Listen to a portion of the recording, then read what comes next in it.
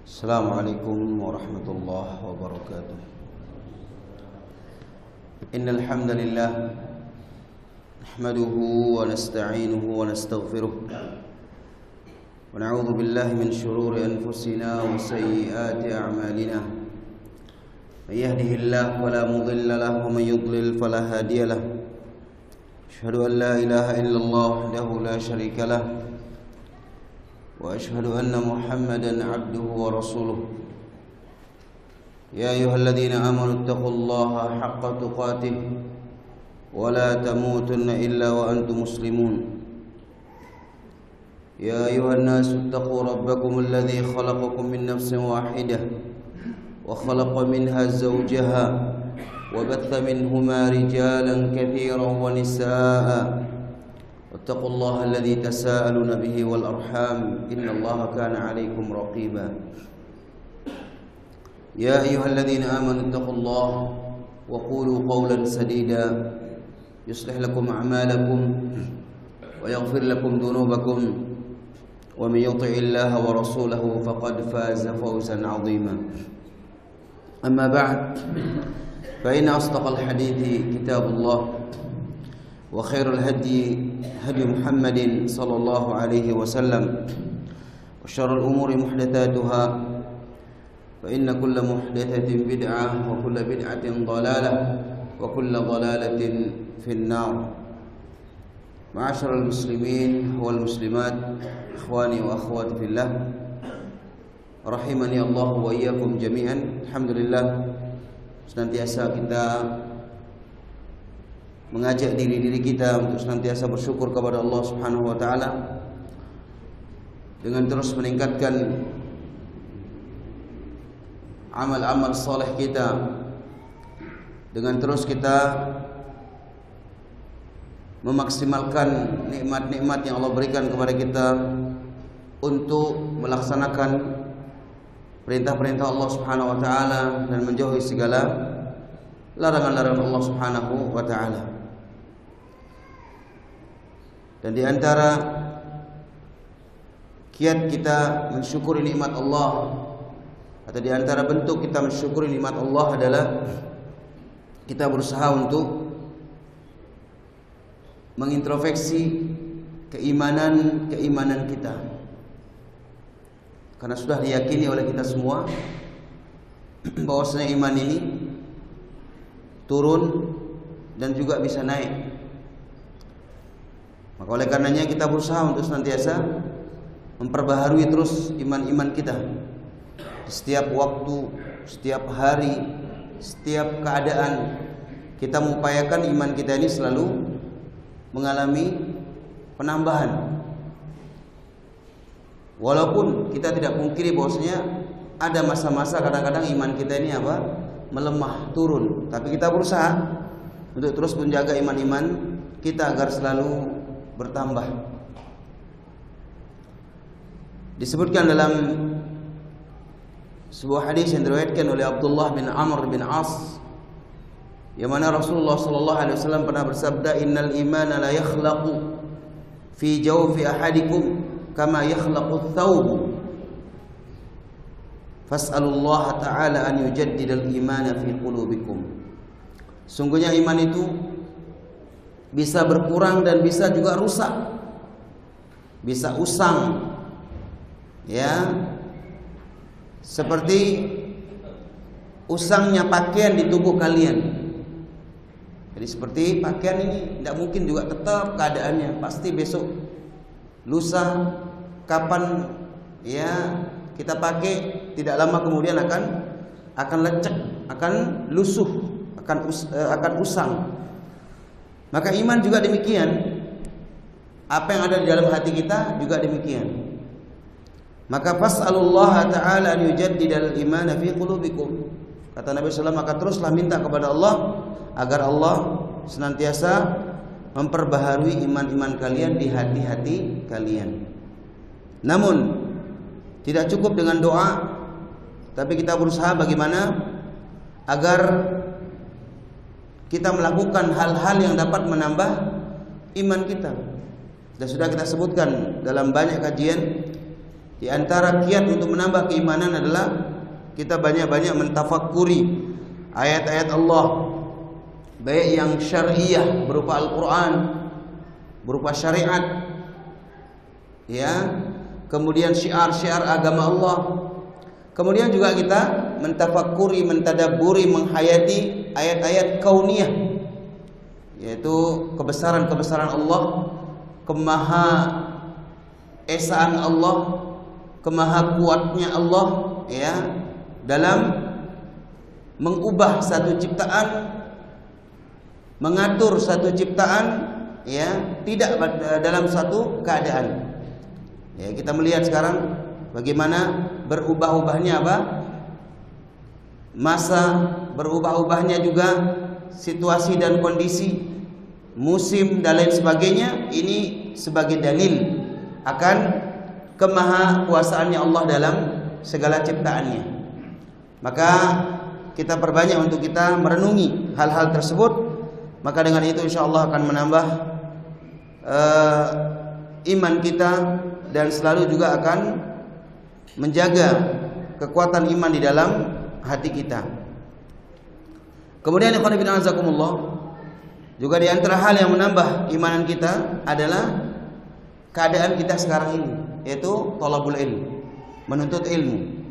Maka mudah-mudahan dengan kita mengikhlaskan niat kita untuk meluangkan waktu kita untuk kita duduk di majelis ta'lim, mendengarkan ayat-ayat Allah dibaca, mendengarkan hadis-hadis Nabi SAW dibaca untuk kita, dan kita menyambutnya dengan kita berselawat kepada Rasulullah SAW, maka insyaallah ini akan terus menjadi obat, akan menjadi pemicu bagi kita untuk bertambahnya semangat kita dalam beribadah, dan juga bertambahnya iman kita di dalam hati-hati kita.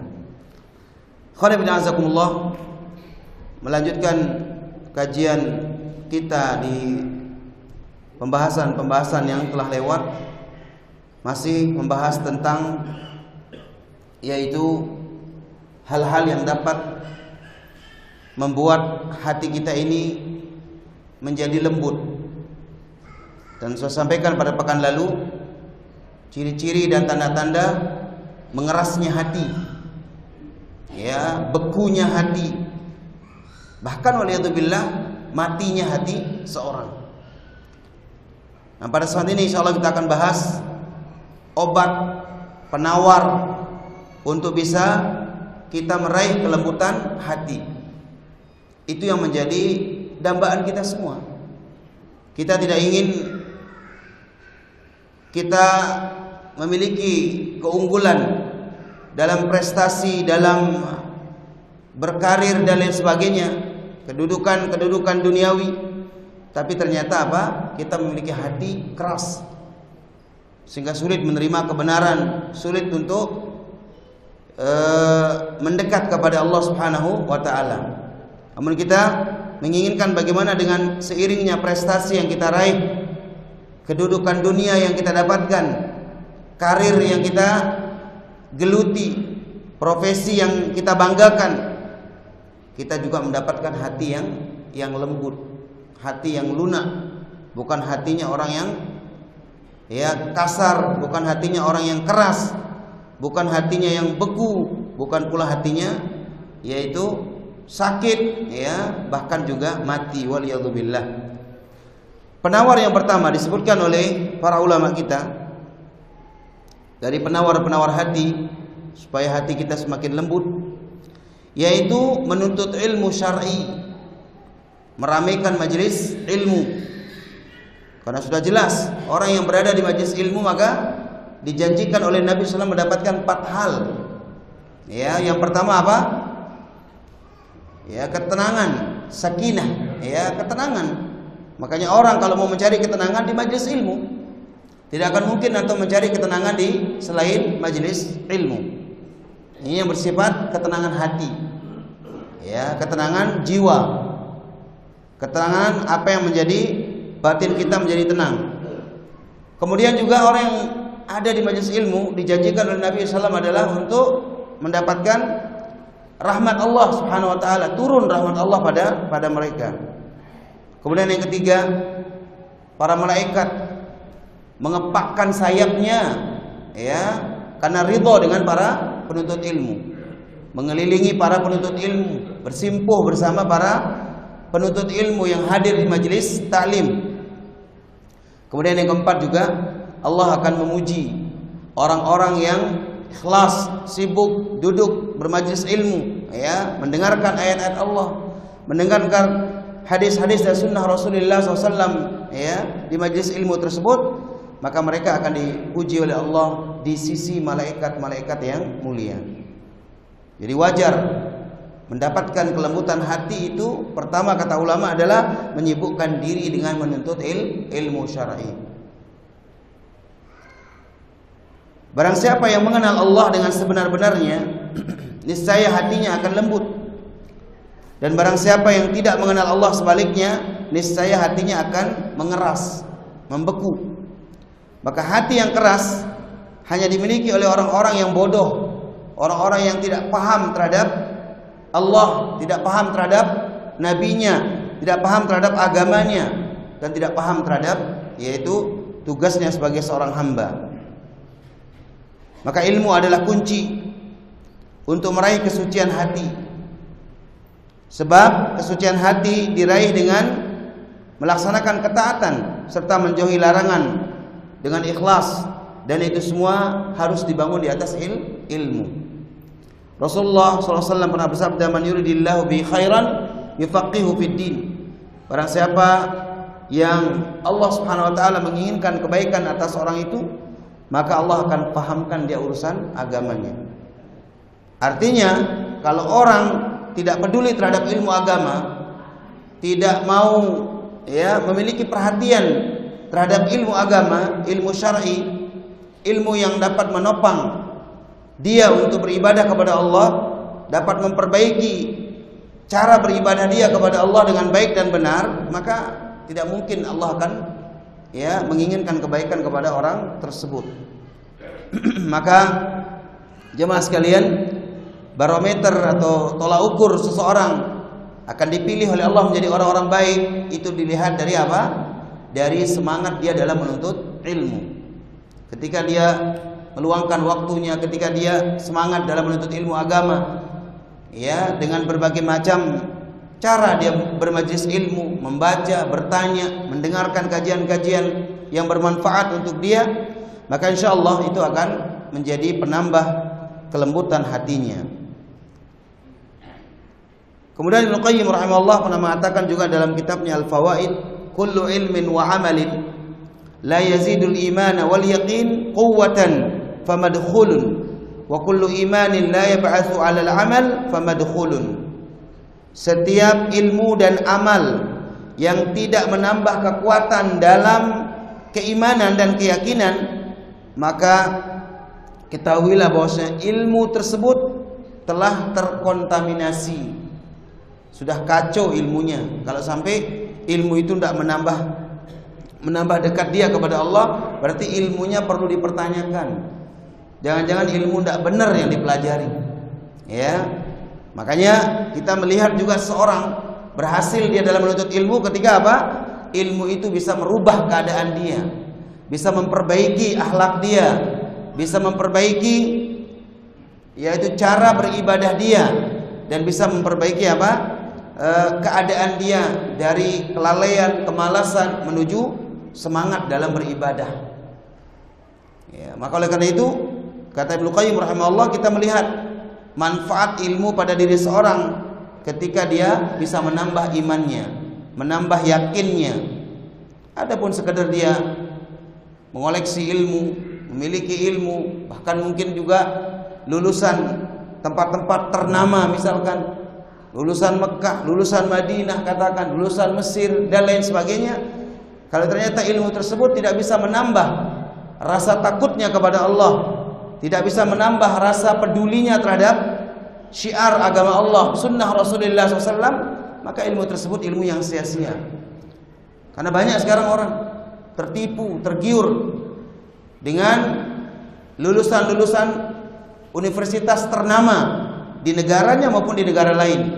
Tapi ternyata kita melihat bagaimana kepedulian dia, bagaimana khidmah dia terhadap dakwah sunnah, bagaimana andil dia dalam menyebarkan Islam ini dan lain sebagainya ke penjuru dunia atau ke pelosok-pelosok terpencil dari bumi Allah Subhanahu wa taala, itu sangat jauh sekali. Ya, cukup hanya sekadar kebanggaan di atas kertas. Karena ada manfaatnya. Makanya benar kata Ibnu Qayyim rahimahullah, kalau ilmu seperti itu tidak bisa menambah iman, tidak bisa menambah keyakinan, kekuatan dalam menyebarkan agama Allah, maka ilmu itu adalah ilmu yang terkontaminasi, ilmu yang tercampur aduk. Ya, maka perlu untuk diperbaiki, perlu untuk diluruskan. Sehingga jangan kita tergiur hanya sekedar apa? Melihat titel atau jabatan seseorang, dan juga jangan kita hanya tertipu ya dengan lulusan dari universitas ternama barangkali atau yang lainnya, tapi tidak ada pembuktian dalam amalnya. Bahkan waliyadzubillah, tidak sedikit juga kita menemukan lulusan dari tempat-tempat yang ternama di negara kita, tapi justru menjadi musuh-musuh dakwah. Justru menjadi apa? Penghalang-penghalang dakwah. Ya, justru menjadi orang-orang yang ya mempersulit dakwah itu. Maka ini kita harus waspadai.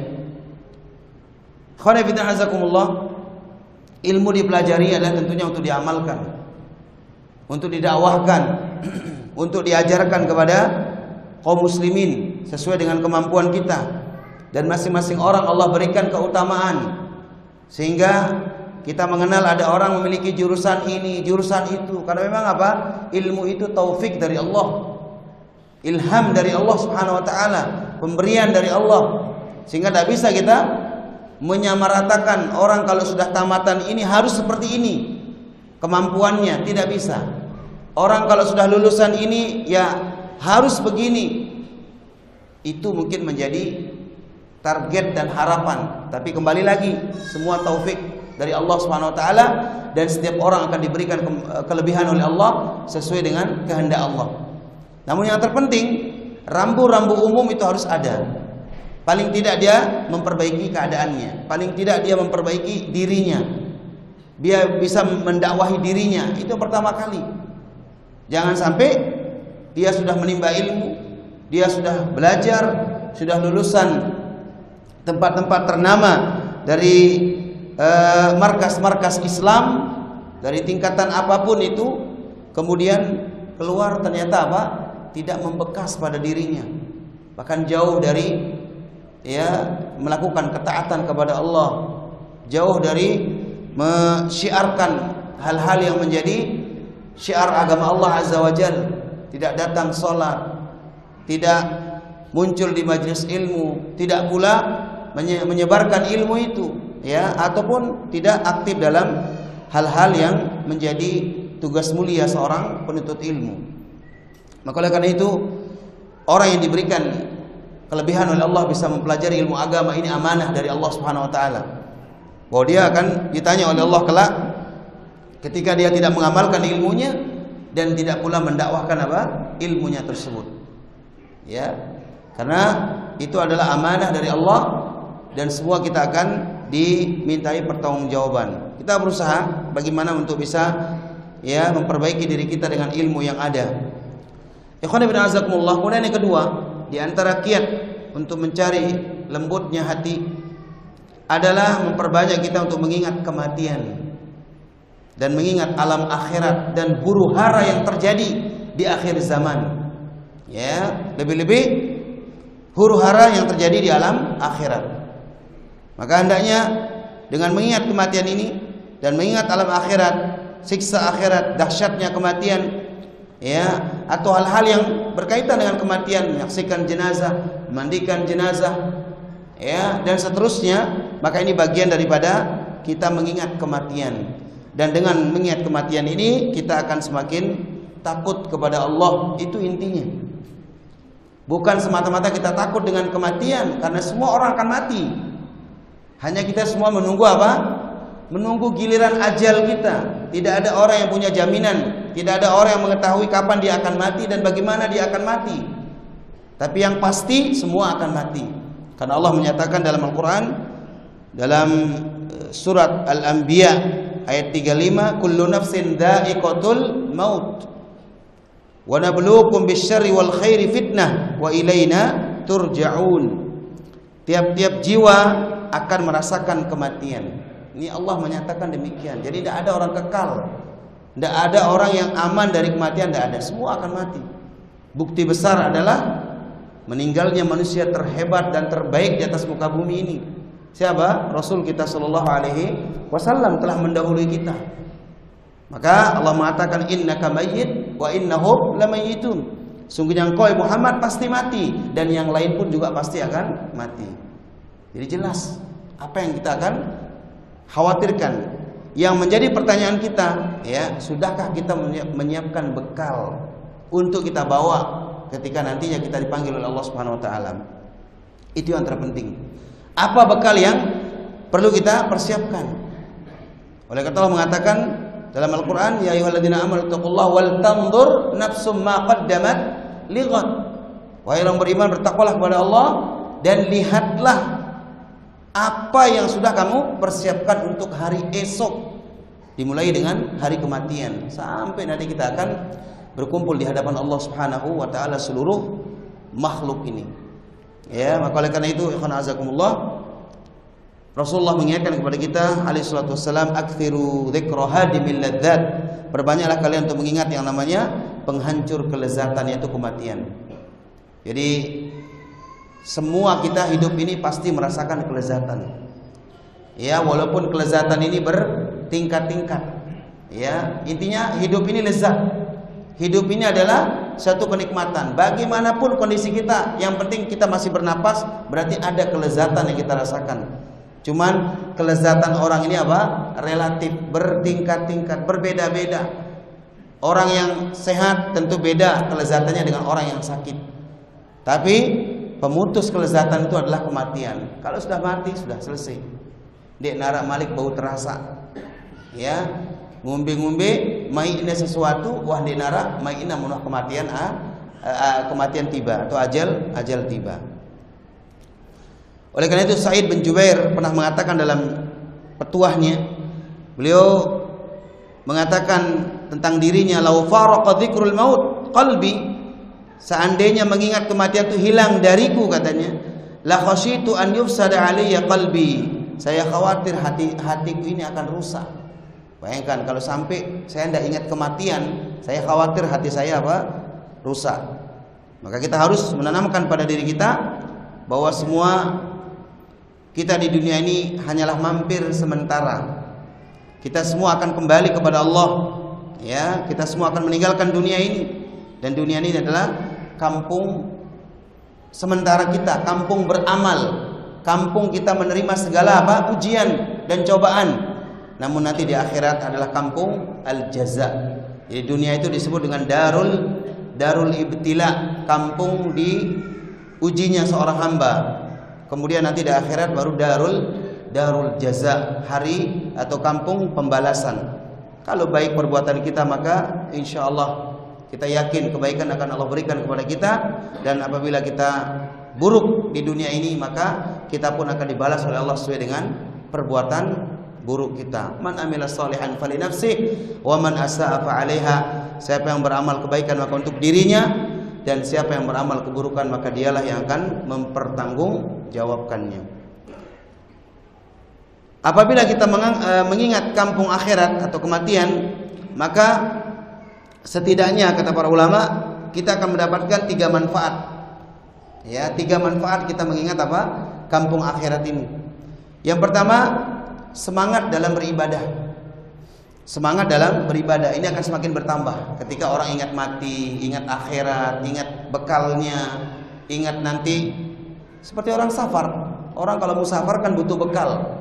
Maka jauh-jauh hari dia persiapkan dirinya, apa yang kurang, apa yang belum disiapkan, apa yang belum dibeli, apa yang belum dibawa, dan seterusnya. Dan dia tanya-tanya lagi kampung yang akan dituju oleh dia atau daerah yang akan dituju oleh dia, pasti dia akan tanya, ya, kira-kira di sana bagaimana cuacanya, dingin atau panas, sehingga dia bisa mempersiapkan. Kalau panas dia akan bawa sesuatu yang bisa mendinginkan dirinya. Kalau dingin dia akan membawa sesuatu yang bisa menghangatkan badannya. Begitu seterusnya. Nah, di akhirat sudah terpampang, sudah jelas dan gamblang bahwa di sana tidak ada apa-apa yang bermanfaat untuk kita kecuali amal soleh. Ya, sudah jelas. Tidak perlu kita persiapkan diri kita membawa minuman, bawa makanan sebagaimana safar menuju tempat tertentu di dunia ini.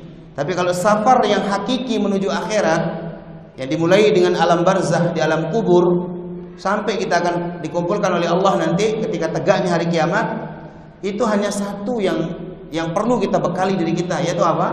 Amal soleh. Ya, amal soleh. Ya, makanya Allah selalu ingatkan kita dengan hal itu. Wa tazawwadu fa inna khairaz zadit taqwa. Berbekal kalian, kata Allah, sebaik-baik bekal itu adalah ketakwaan, amal soleh. Ya, maka oleh karena itu, khanazakumullah, itu bekal yang bisa menyelamatkan kita. Perbanyak kita untuk menabung amal soleh dari sekarang. Mumpung ada kesempatan kita masih diberikan hidup oleh Allah. Ya, mumpung ada kesempatan kita juga untuk bertaubat, memperbanyak istighfar kita, meleburkan segala khilaf kita, dosa-dosa kita yang kita perbuat, baik sengaja ataupun tidak sengaja. Kedua, dengan kita banyak mengingat kematian, kampung akhirat, kita akan segera untuk bertaubat kepada Allah dan segera untuk menyelesaikan urusan-urusan kita dengan manusia. Nah, jangan sampai kita mati membawa apa? Urusan kita dengan manusia, karena kelak akan dipertanggungjawabkan di hadapan Allah Subhanahu wa taala. Maka urusan kita dengan Allah kita segera bertaubat, beristighfar. Dan urusan kita dengan manusia maka segera kita untuk istihlal. Ya, istihlal, minta untuk dihalalkan, minta untuk diikhlaskan, ya. Minta untuk diredakkan, istilah orang sekarang, ya, dimaafkan. Maka itulah seorang mukmin selalu mengintrospeksi dirinya. Ya, maka alhamdulillah dengan kita selalu bertemu dengan saudara kita, kita bersalam, kita berjabat tangan, kita menanyakan keadaan satu dengan lain. Mudah-mudahan ini sebagai sebab kita untuk saling memaafkan satu dengan yang lainnya. Kemudian yang ketiga, dengan banyak mengingat kematian dan mengingat akhirat, yaitu kita akan tambah qanaah dengan rizki yang Allah berikan kepada kita. Ya, apa yang telah Allah rizkikan kepada kita dari yang halal, maka kita akan bertambah qanaah dan bersyukur kepada Allah. Tidak terlalu ambisi, tidak terlalu serakah, dan tidak pula terlalu kita khawatir dengan rizki kita. Karena makhluk ini semua membawa rizkinya. Jangan khawatir. Ya, karena ini konsepnya orang kafir yang selalu menakut-nakuti manusia dengan rizkinya. Nanti kalau begini bagaimana? Nanti kalau kamu punya beban lagi begini, siapa yang akan menanggungnya? Dan seterusnya. Ini salah satu adalah produk orang-orang kafir. Sehingga apa? Mengembuskan syubhat-syubhat kerancuan seperti itu. Sehingga khawatir melihat orang punya anak banyak, khawatir melihat orang anaknya ya sibuk hanya menuntut ilmu dan lain sebagainya. Ya kalau belajar terus, kalau sekolah terus, siapa yang akan mencari ya makan dan minum dan semisalnya. Pernah ada seorang datang kepada Nabi SAW lalu mengeluhkan tentang perihal saudaranya, yang mana saudaranya ini terus dibiayai sekolahnya olehnya. Kemudian dia mengeluhkan, ya Rasulullah, yang menanggung saudara saya sekolah saya terus, biaya sekolah saya terus, katanya. Ya, kemudian bagaimana dengan keadaan saya ini? Apakah saya khawatir tidak mampu untuk menindaklanjuti kebutuhan saudara saya ini. Kemudian Nabi mengatakan alaihi salatu wassalam kepada dia sebagai motivasi supaya dia tidak khawatir, jangan khawatir dengan rizki dari Allah. Allah mengatakan Rasulullah mengatakan la'allaka turzaqu bihi. Tidakkah kamu tahu sesungguhnya lancarnya usahamu, lancarnya rizkimu dengan sebab apa? Anakmu yang menuntut ilmu. Jadi kita sebagai orang tua juga jangan khawatir. Kalau memang anak kita masih masa-masanya menuntut ilmu, kita luangkan kemampuan kita dan semangat kita dalam mencarikan rizki untuk mereka. Ya, mudah-mudahan dengan mereka mencari rizki, dengan mereka menuntut ilmu ini jalan untuk diluaskan rizki kita sebagai orang tua yang mencari nafkah untuk mereka. Ya, yakni kita menyesalkan hal ini. Kadang ada orang ya diungkit-ungkit ya tentang pembiayaan sekolah sudah sekian, sudah ini, terus hasil tidak ada dan lain sebagainya. Ya, ataupun menyesalkan akan lelahnya dia mencari rizki untuk membiayai sekolah anaknya dan seterusnya. Ini tidak dibenarkan. Artinya nasihat kepada anak-anak kita untuk terus menuntut ilmu tetap. Ketika dia lemah kita ingatkan. Kita ingatkan juga tentang bagaimana lelahnya kita berusaha untuk mencarikan dia demi dia bisa menuntut ilmu. Tidak apa-apa, kita kasih pandangan seperti itu supaya dia juga memikirkan bagaimana nikmatnya menuntut ilmu dan bagaimana nikmatnya punya kesempatan belajar. Tidak seperti mungkin orang tua orang kita dulu yang tidak punya kesempatan seperti kita, bisa mondok, bisa belajar, bisa menuntut ilmu sampai ke luar negeri dan semisalnya. Maka ini harus dipikirkan oleh sang anak juga. Tapi bukan berarti kita khawatir. Ya, anak kita hanya mondok dan belajar, terus kapan menghasilkan? Nah, ini kadang-kadang subhat ini muncul. Ya, kerancuan ini muncul padahal rezeki itu di tangan Allah, bukan di tangan ya manusia, tapi di tangan Allah Subhanahu wa taala. Sehingga jangan khawatir. Sibuknya anak kita mencari ilmu, sibuknya tanggung jawab kita mencari ilmu, ya. Kemudian kita meluangkan waktu kita untuk mencarikan mereka nafkah dan biaya, insyaallah ini akan menambah rezeki kita, menambah lancarnya usaha kita. Ini yang dikatakan oleh Nabi sallallahu alaihi wasallam kepada orang tersebut yang mengeluhkan kondisinya yang hanya sendiri mencari mencari ma'isyah untuk saudaranya yang sedang menuntut ilmu. Maka Nabi mengatakan, la'allaka turzaqu bihi. Tidakkah kamu tahu bisa jadi itu yang melancarkan usahamu. Ya, itu melancarkan rezekimu. Khanazakumullah, dengan kita mengingat kematian tadi adalah kita akan semakin qanaah dengan rezeki dari Allah. Kita tidak khawatir mengeluarkan harta kita untuk agama Allah. Ya, kita tidak serakah juga terhadap apa yang diberikan oleh Allah kepada saudara kita. Tidak kita tamak, tidak kita hasad, ya, dengki kepada rezeki apa yang diturunkan oleh Allah kepada saudara kita. Kita jangan khawatir. Jangan pernah kita melirik rezeki orang. Masing-masing kita itu sudah sudah ditentukan rezekinya oleh Allah. Apa yang kita harus pusingkan, apa yang kita harus khawatirkan. Ya, kalau kita mengetahui, ya boleh-boleh saja orang mengetahui, tidak ada salahnya orang tahu. Tapi ketika kita tahu, ya kita hanya bisa mengatakan barakallahu fi mali, semoga Allah memberkahi hartanya. Ya, kan, tapi tidak boleh bagi seorang mukmin untuk hasad kepada rizki orang lain. Orang punya ini, orang bisa beli ini, orang punya kelebihan ini, itu semua dari Allah Subhanahu wa taala. Tidak perlu dihasadkan, tidak perlu kita sakit hati, karena masing-masing orang sudah ditetapkan rizkinya oleh Allah Subhanahu wa taala.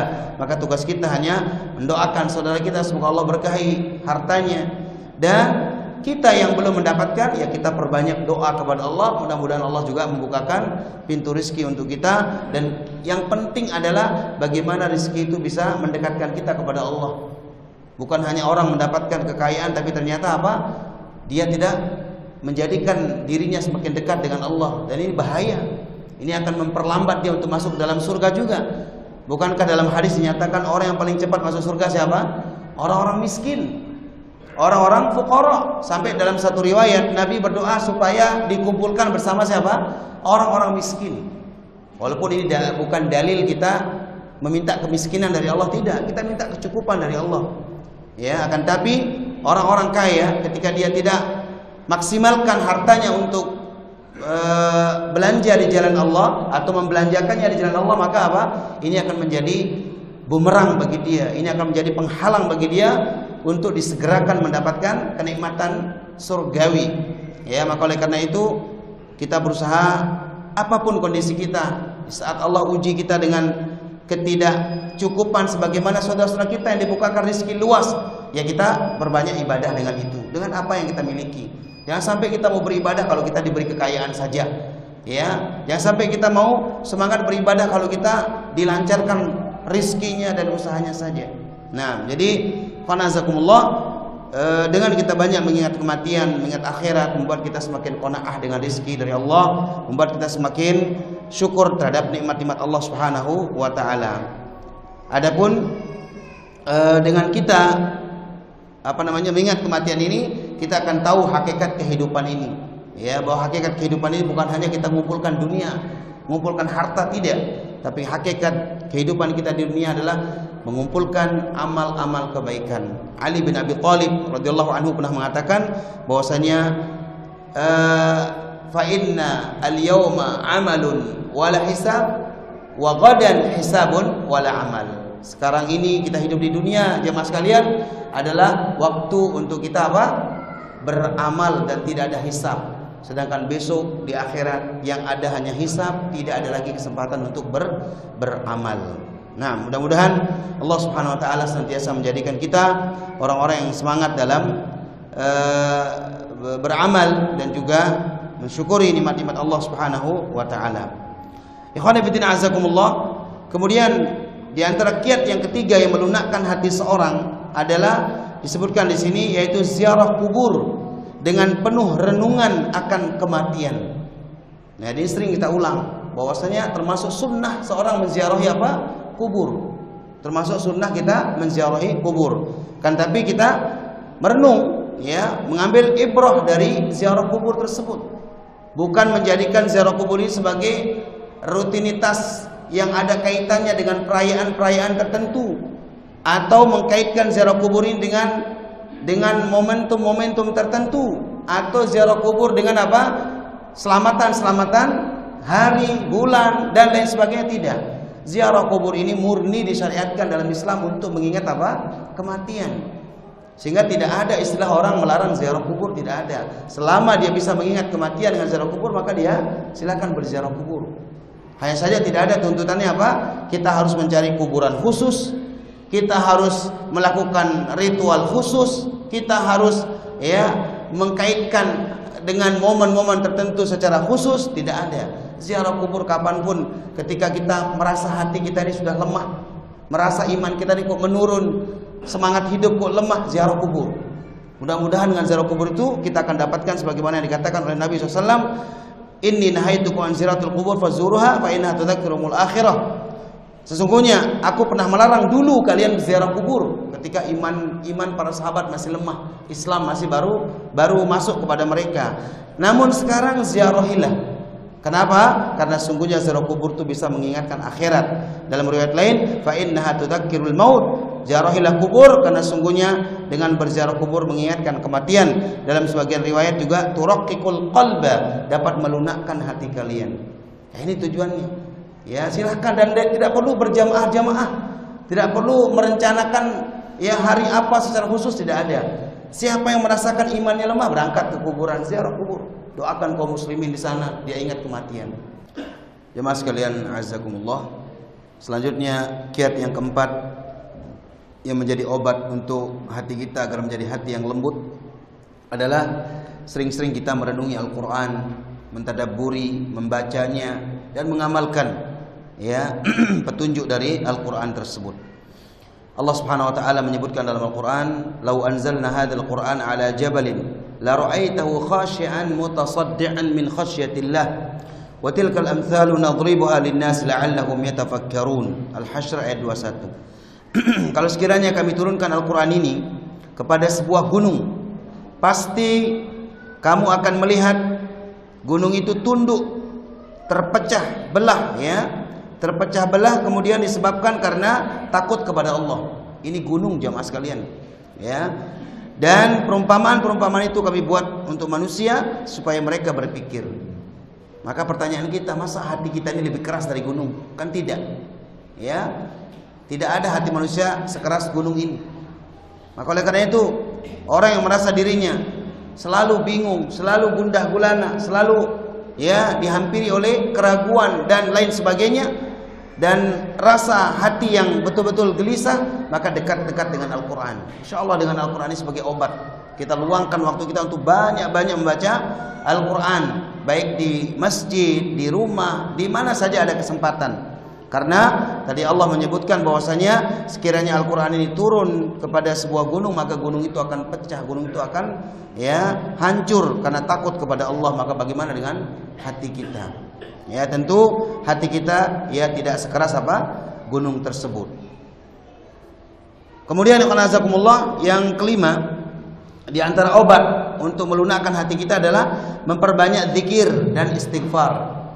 Zikir-zikir yang diajarkan oleh Nabi kita SAW harus diamalkan. Zikir yang berkaitan dengan ibadah tertentu seperti zikir ba'da salat, zikir kita masuk masjid, zikir keluar masjid, zikir setelah wudu, dan zikir-zikir yang ada hubungannya dengan ibadah. Dan ada juga zikir ya yang kita dianjurkan untuk membacanya di setiap pagi dan sore ya. Kemudian juga zikir kita dalam kegiatan-kegiatan yang lain. Maka zikir ini tidak terbatas kita hanya zikir di masjid duduk, tidak. Tapi membaca doa-doa, kemudian zikir-zikir yang diajarkan oleh Nabi kita sallallahu alaihi wasallam dari pagi sampai pagi lagi ya, atau dari bangun tidur sampai akan tidur lagi, maka itu bagian daripada kita mencari ketenangan apa? Hati. Ala bidzikrillah tatmainnul qulub. Maka ketahuilah dengan berzikir kepada Allah hati itu akan tenang. Seorang mengadu kepada Al-Hasan ya, pada Al-Hasan Al-Basri, "Wahai Abu Sa'id, aku mengadu kepadamu kerasnya hatiku." Maka beliau menjawab, lunakkanlah dengan apa? Banyak berzikir. Ibnu Qayyim rahimahullah mengatakan, kotornya hati karena dua hal. Pertama, lalai dan dosa. Ini sebabnya. Lalai dan dosa. Adapun yang menjernihkan hati ada dua hal juga, yaitu istighfar dan zikir. Istighfar dan zikir. Ya, itu jamaah sekalian yang harus kita ketahui tentang bagaimana kita bisa yaitu melunakkan hati kita dengan cara kita banyak berzikir dan beristighfar kepada Allah Subhanahu wa taala. Kemudian yang keenam, berteman dengan orang-orang baik, orang-orang soleh, penghafal Al-Quran, rajin ibadah, rajin salat, rajin bermajelis ilmu, ya, rajin mendengarkan kajian dan lain sebagainya. Secara umum adalah berteman dengan orang baik. Karena berteman orang baik ini adalah betul-betul akan memberikan pengaruh kepada kita. Hasan Al-Basri mengatakan, sahabat kami lebih baik bagi kami daripada keluarga kami. Ya, mereka mengingatkan kami tentang akhirat, sedangkan keluarga kami mengingatkan kami tentang apa? Dunia. Nah, jadi itu menunjukkan jemaah sekalian, azakumullah, bagaimana tentang pentingnya kita mencari teman-teman yang baik tersebut. Demikian juga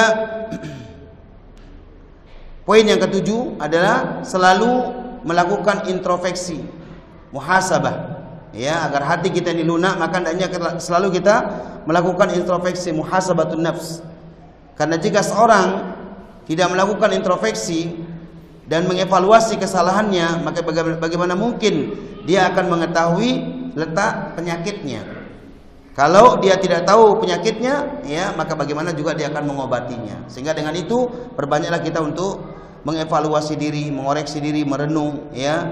Karena seorang mukmin dia akan selalu mengoreksi dirinya dan mengevaluasi amalnya, maka itu akan membantu dia untuk semakin ingat akan hakikat dirinya, ya.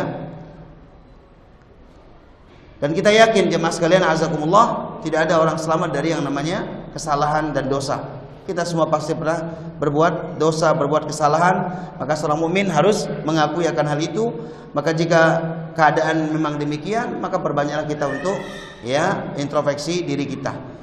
Orang yang cerdas itu orang yang senantiasa mengoreksi dirinya. Orang yang hebat itu adalah orang yang senantiasa apa? Mengevaluasi dirinya, kemudian beramal untuk akhiratnya. Kemudian selanjutnya adalah di antara kiat untuk melunakkan hati adalah memperbanyak amal soleh. Dan sudah saya bahas tadi di awal, ya, bagaimana amal soleh ini adalah kiat untuk kita semakin mendapatkan kelunakan hati dan juga obat daripada hati-hati kita yang keras. Allah Ta'ala mengingatkan, man amila salihan min dzakarin aw unsa wa huwa mu'minun falanuhyiyannahu hayatan thayyibah. Barang siapa yang beramal saleh, baik pria atau wanita, maka dia akan dan dia beriman, maka kami akan memberikan kepadanya kehidupan yang baik. Jadi hati yang baik, kehidupan yang baik itu hanya diraih oleh orang-orang yang senantiasa menyibukkan dirinya dengan amal saleh. Dan kita tahu amal saleh tidak akan diterima oleh Allah kecuali dengan ikhlas dan juga mengikuti dan meneladani Rasul kita yang mulia sallallahu alaihi wasallam. Kemudian yang terakhir, yang ke-9, yaitu adalah ad-du'a, memperbanyak doa. Ya, maka seorang hamba di dalam setiap detiknya selalu membutuhkan pertolongan Allah Subhanahu wa taala dan memohon kepadanya agar Allah yaitu menganugerahkan kepadanya kebeningan hati, kelunakan hati, bukan hati yang keras. Dan di antara yang diajarkan oleh Nabi adalah satu doa, Allahumma ati nafsi taqwaha wa zakkiha anta khairu man zakkaha anta waliyuha wa maulaha. Ya Allah, berilah kepadaku jiwa ketakwaan dan sucikanlah jiwa, ya, berilah kepadaku